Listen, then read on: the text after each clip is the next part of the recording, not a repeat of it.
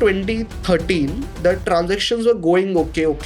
Post 2013 to 2014, the transaction just spiked to $3 billion transactions every month. $3 billion of drug worth trade. of transaction. Exactly. इसके ऊपर पता नहीं movie क्यों नहीं बनी. This is a full movie type scenario which happened.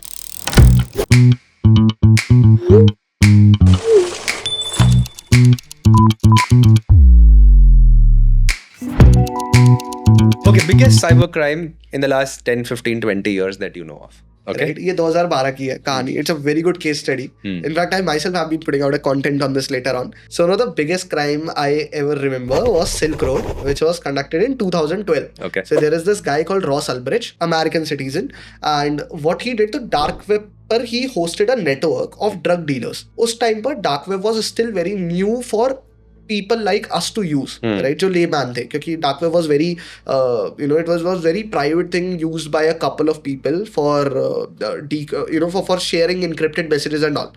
तो मैं आपको पहले थोड़ा सा context बता देता हूँ about Silk Road. So it's nothing. It's just a privately hosted drug marketing website, okay, right? And drug smuggling website as well. तो इट्स समथिंग कि जैसे हम सब लोगों को लगता होगा zoom out pictures of course कि as a third person view everything is possible over the net. आप किसी को मारने के लिए लोग हायर कर लेते हो. There are contract killings happening, there is human trafficking happening. What do you feel? क्या ये बंदे आपस में चैट पे बात कर रहे हैं कि भाई ये बंदों को ट्रक में भर के भेज दे? No, absolutely not. So that is why dark web पे चैट फोरम्स है where these people involve, right? And they talk about all of these things कि यहाँ पर ऐसे even probably might be possible in coded language. Reason is क्योंकि law enforcement agencies even from India as well actively monitor these chat forums as well.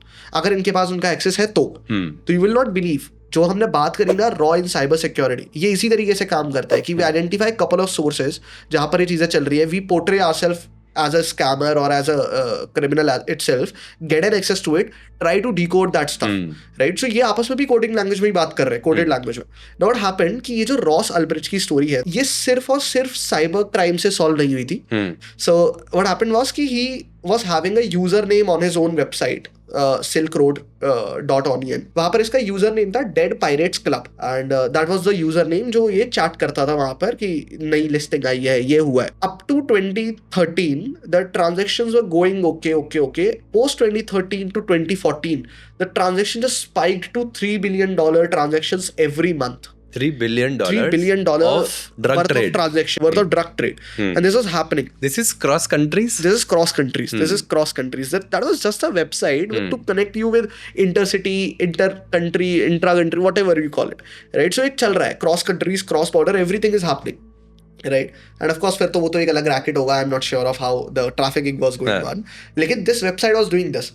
अब क्योंकि of course सारे लोग आपस में बात ही इसी वेबसाइट से कर रहे हैं, so it came into the picture with CIA and FBI, right? तो FBI एंड CIA दोनों की टीम्स आई, दोनों ने इसके ऊपर स्टडी करना शुरू किया and they figure out a server point कि यहाँ पर कोई तो लोकेशन है at this particular server.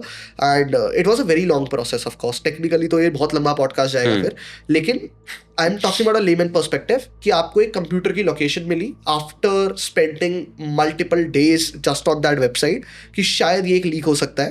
Another thing is जो पता चला कि डेड पायरेट्स क्लब को सर्च किया गया और नॉर्मल इंटरनेट, डेड पायरेट्स इस यूजर नेम को, तो इसको रिवर्स सर्च किया गया कि क्या कहीं भी कुछ भी इसका ट्रेस मिलता है नहीं. सो सरप्राइजिंगली किसी एक सरफेस वेब चैट प्लेटफॉर्म पे, मतलब जो नॉर्मल चैट प्लेटफॉर्म्स होते हैं, प्रोबेबली रेडिट था, I am not sure what the platform, it was a very famous platform. वहां पर किसी ने डेड पायरेट्स क्लब के यूजर नेम से ही, राइट, और वहां पर वो डाल रखी थी एक query of in 2009 where they were asking how to host the marketplace on dark web. Okay.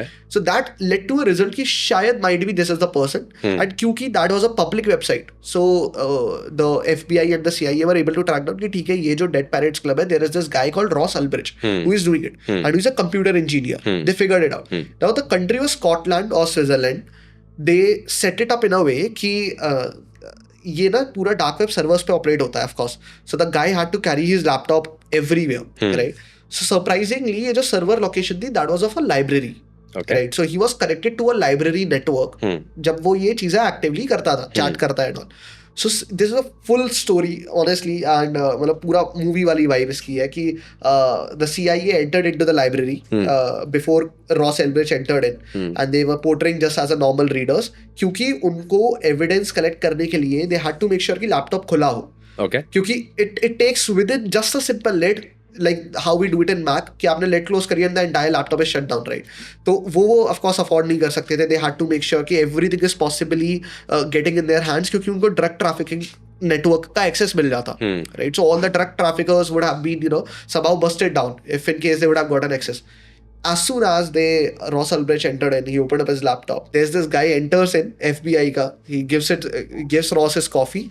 As soon as Ross just, takes up a turn to get a coffee, FBI just comes into the picture with all the guns, hands up and all, and the laptop was seized, and that's how Silk Road was busted down. Right? So this happens. It was busted down when? No, it was busted down in 2014 starting. Okay. मुझे लगा 10 साल से चल रहा है अभी. नहीं. अब जाके 2024 में probably just 2 to 3 months back, and that's when Ross Ulbricht को फिर imprisonment सुनाई गई, मतलब full लाइफ टाइम imprisonment. तब से केसेस चल रहे थे. He never got a bail, of course. He was in the US prison itself. लेकिन अब जाके the sentence got continued. That's how it happened.